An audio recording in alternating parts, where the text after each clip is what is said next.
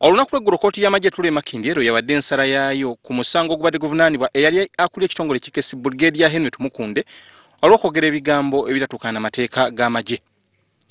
Abantu abatali bamu bazibwa endowooza zaabwe ku nsala y'omusango guno naye nga WBS esobodde okutuukirira abapulira abadde bawolereza Brigadier Tumukunde ku musango guno. Oscar Kambona abadde omusanyufu eby'ekitala ategeezezza nti wadde omuntu we yawangudde ku lwabwe nga bapulida baatuuse ku buwanguzi kubanga omuntu waabwe bamuwonyezza akalabba oba okusibwa amayisa. Era bamusibako emyezi nga 15 katukuvuulu mpaka kati tuwele tugenda mu kooti.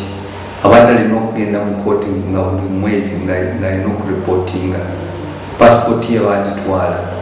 So tusanyuse nnyo okulaba omusango gukolomera. Kyokka ku kyabannamagye abagenda mu maaso n'okwogera ebyobufuzi nga bawana gavumenti, Kambona abalabudde nti bali kamanye ng'akoza n'owebbwa kubanga etteeka ly'amagye erya 2025 teririna muntu yenna gwe litaliza kasita abeera nga tafunye lukusa okuva ku muduumizi w'amagye oku ntikko. Yagambye nti buli muntu yenna ng'ali mu magye bw'aba ng'alina okwogera ne abannamawulire olina okusooka ogende wa chief of staff ow'amagye ofune olukusa n'olyoka oyogere n'abantu. Era kati etteeka ate kooti kyesazeemu era bati balina okukola. Wabula ab'amagye abakiise mu lukiiko lw'eggwanga olukulu singa banayogera ebyobufuzi nga bali mu palamenti, ab'amawulire ne babawandiikako ssaako n'okubateeka ku mikutu egitali gimu olubanaaba tebalina musango gwe bakoze kubanga palamenti erina amateeka gayo agagifuga.